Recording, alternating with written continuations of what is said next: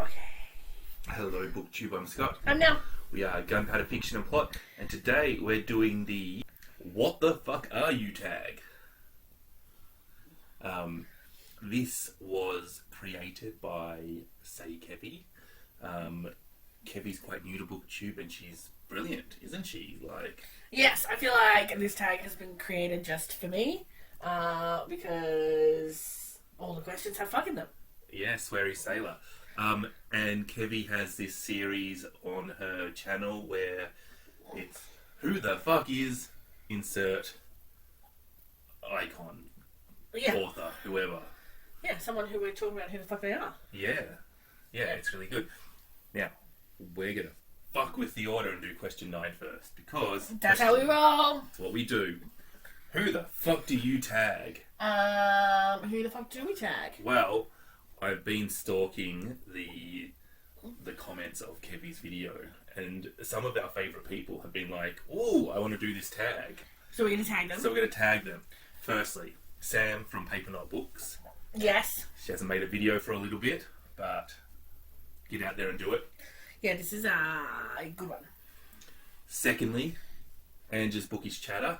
Yes. Yes. I just Thirdly, want to see Ange swear a bit. Thirdly, Booktube with Simon and Amy, because we all know that if anybody likes to swear as much as Nelle, it's Amy. But she does it in a Scottish accent. which I'm not going to attempt. 3 excellent channels.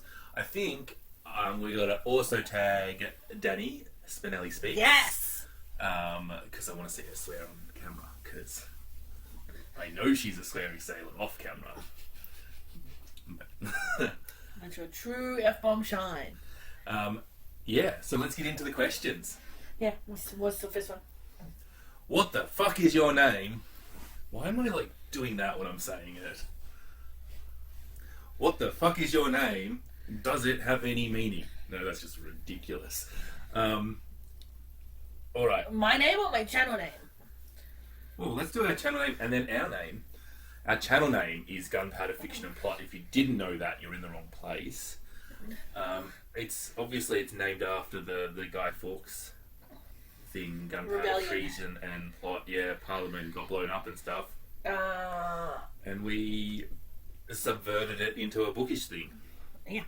And there's no further meaning behind it than we basically like political rebels, and it sounded good. It sounded. I don't know, Guy Fawkes is sort of synonymous with a whole bunch of people that I'm not sure I want to be associated with now. But he did try to blow up Parliament. I'm happy to be associated with that. Yeah. I'm Scott. It doesn't really have a meaning. I mean, I think it means I came from Scotland, but I've been there once. I was there for about a week. It only rained on 3 or 4 days in the week, which apparently means I got their entire sunny quota for the year. I'm Nelle, which is short for Janelle, which is half my mum's name and half my auntie's name smooshed together. But everyone calls me Nelle, because they do. Yeah. What the fuck is your gender? I think I'm a cis lady. Yeah, I'm a cis man. Yeah. Yes, he says with sadness. Yeah, it's problematic these days. I'm a bit ashamed of your cohort. Yeah, I'm sort of you're at the party and you're hanging out with all the other cis men, and you're sort of I'm just gonna sort of stand over there, just sort of edge away, pretend you know. You don't have to not be one in order to not hang with them. Yeah. Yeah. Yeah. What the fuck are your pronouns? I'm a she, her. I'm he, him. I don't object to they, them though, because I don't really think that. I think that we're at a point where we need to stop assuming people's gender, and until someone has announced a preference for a specific pronoun, then we should be they, theming everyone, sort of thing. Yeah, I'm happy to be they, them. I would not be insulted if somebody called me they or them, and I'm sure it happens all the time. In fact, I actually think that gendered pronouns suck and we should abolish them, but I'm not sure what people what other people think of that and whether that is erasing somebody's identity, you know? There's certainly certain online business transactions where if I could pretend not to be a lady, I'm sure I would have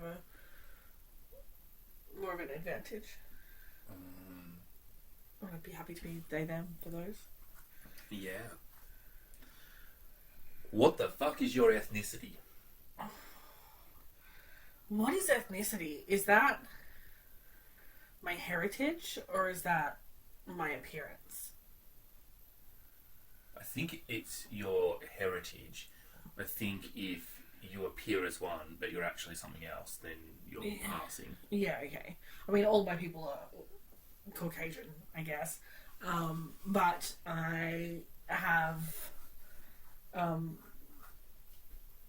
was born in Australia and two of my grandparents sort of identify as Australian, but two of my grandparents were migrants, one from Latvia and one from Wales, so I sort of identify as that sort of European mix, I guess. Yeah, so most of I'm white as well, and again Australian. Historically, my family is from all over Scotland and like Land's End area of Cornwall, like the old West Wales, and the tiny sprinkling of France. I'm not sure where in France because basically that's the exotic part in my DNA, and my family have told me France like it's. Ooh. Like it's special. Like yeah, that's a special thing. But Scotland, all over the place, and like specific areas of England, and I think of maybe some other places in England, but it's definitely just England and Scotland and a bit of France. Yeah. Yeah. So yeah, if there's ever a civil war, I hate myself.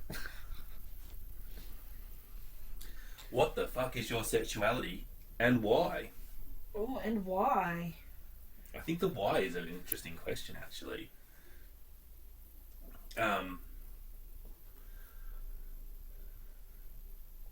You're looking at me very strange as well. I just don't know how to answer that question, and why. I mean, a little bit, I guess, but you go first. Well, I guess I'm straight. I'm attracted to women, but I think that the interesting part of this is, when you say that, you actually have to break down in your head exactly what a woman is. And nowadays, with all these non-binary genders, you have all this grey area. I think that all the hate I think a lot of the hate that non-binary people get is for people being confused and not knowing whether they should be attracted to them or not, and not just allowing themselves to be attracted to who they are attracted to. But I think that that's really interesting. That slash homophobic. Yeah.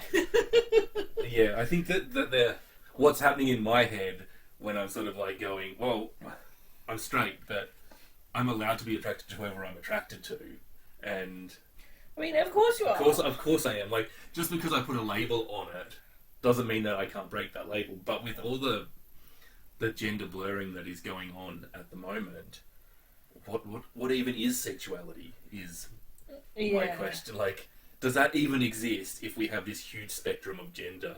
And I'm like the Venn diagram of gender, do I just like throw a Rorschach at that and go, that's my sexuality?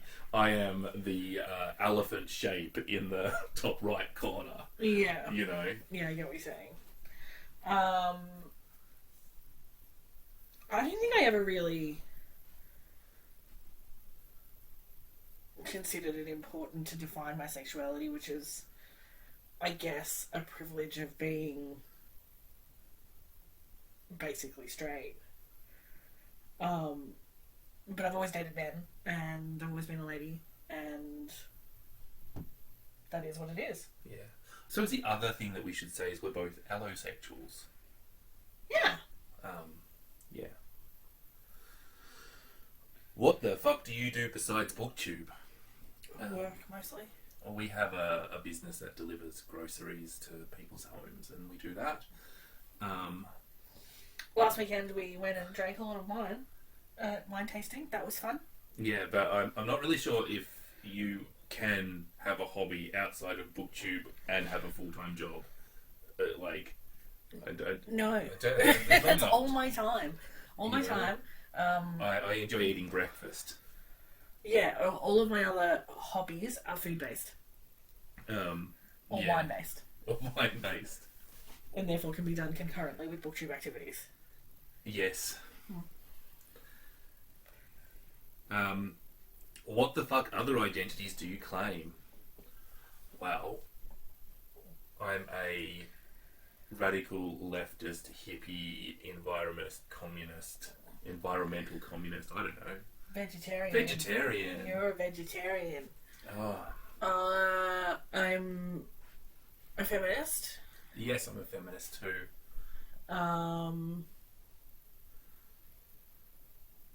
I don't know, I spend less time thinking about my own identity these days than I do thinking about other things. Yeah, I concur. I think that it's actually a stage in your life where you want to figure out who you are, and all of these questions about figuring that out happen at an earlier stage. I think so, but I've also really always believed that identity is an ever-shifting thing, and I mean, I don't want to be a wanker and say I don't want to put a label on it, but I don't want to put a label on it in the sense that I feel like that's can inhibit growth. So unless something is really important to me, like being a feminist is really important to me, I don't want to necessarily put a sticker on it that might prevent me from exploring the other side of it, or do you know what I mean? Yes, I do. I often think that exactly what you said, when you stick a label on it, that you close yourself off from other things. And I think, like, growing up, when we talked about sexuality, growing up, you could be gay or straight. That was all the options presented to me, and that was how I questioned my sexuality, which was a quick thing, because I looked at a few people and I said, they're the more attractive ones to me, you know? And then there was bisexual, and then there was trans, and then there was asexual, and then there was all this, like... All the things. Because you can actually do whatever you want. Yeah, and I've never reassessed from, I like women. Do you know what I mean? Yeah, I don't know. But I think once if you put a label on it, you sort of go with the majority by default, and that is not a position I like to be in. I like to go against the grain by default. I guess that's the other thing, is if you don't identify as queer in some way, then the assumption is that you're straight, and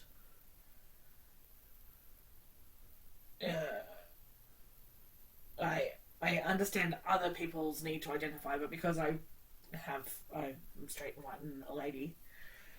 Yeah, Do you know what I mean? Like, I feel like those things that are core to other people, I do just fall into the mainstream. I think identities are much more important when you're part of a minority than they are when you're part of a majority.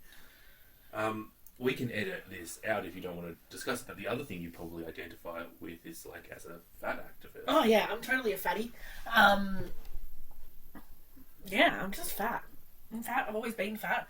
Even when I've been thin, I've been fat. A thin fat? Or a fat thin? No, it was a thin fat. I was always fat, and I just worked out a lot. Now I'm fat, and I don't work out a lot because I work too hard. And I don't know any workouts. I think fat activism is a new thing. It's not something I see as core to my identity, but it is core to my beliefs, and it's a real turnaround for my beliefs. Like, I have at one point in my life been part of the diet industry in the sense that I was a personal trainer and I sold weight loss, you know, and now I think that selling weight loss is immoral. So... And you can totally be a personal trainer without selling weight loss. Yeah, totally. I think because both of us lost a lot of weight before becoming personal trainers, that it was our stick. And yeah, for sure. But the diet industry and what it does to limit human beings, but particularly women, is fucking gross. Yeah. Yeah. How the fuck do you identify... Sorry, let's try that again. How the fuck do your identities influence what you choose to read? Oh, I think my identity as a lady stops me from reading more straight male authors. It definitely swings the focus towards female authors or queer authors. I think my identity as a member of a colonialised race, no, that's the wrong use of language, of a colonial power, Yeah. has historically led me to read a lot of like Mark Twain and Ernest Hemingway and straight white men, and the last couple of years I have rejected that a little bit, especially as Twain's alright, but I hate Hemingway, like, Yeah. and I generally don't like toxic masculinity in my novels, and if you don't like that, there's a whole bunch of men you shouldn't be reading. Yeah. But yeah, I tend to more read as a rejection of my identity than as an acceptance of it. Yes. And an exploration of other identities and other viewpoints. But again, I think that's because for 90% of things that I am in the majority for things that I am not in the majority for, You seek out similarity. my political viewpoint being radical left is something that I never see anybody more radically left than my opinions in novels, and when I see it, I love it. Yes. Do you know what I mean? So I do, if I see those ideas coming through, I seek them out. And if I see novels critiquing the meat industry, I absolutely love the classic by Upton Sinclair, The Jungle, anything that, and this book here, My Year of Meat, was one of the best books I've read this year. I love those sort of things that just... That reinforce your vegetarianism. Well... Yeah. Yeah. I think that you're allowed to say that. That's not how I would have phrased it, though. That is, you're saying that as the oppressive person in this, because you're an omnivore. I find it interesting that you think that being a vegetarian is a minority identity and that omnivores oppress you. I've used quite large language there. Yeah. I have used large language there. I think it is still technically correct, but I think that is very much it assumes at a level that is probably not at. I also think that if you are a vegetarian, then you are in a privileged position to be able to reject food groups. Yeah. And that is, yeah. So that makes it quite a layered statement to start calling it a minority. But I get what you're saying. I quite like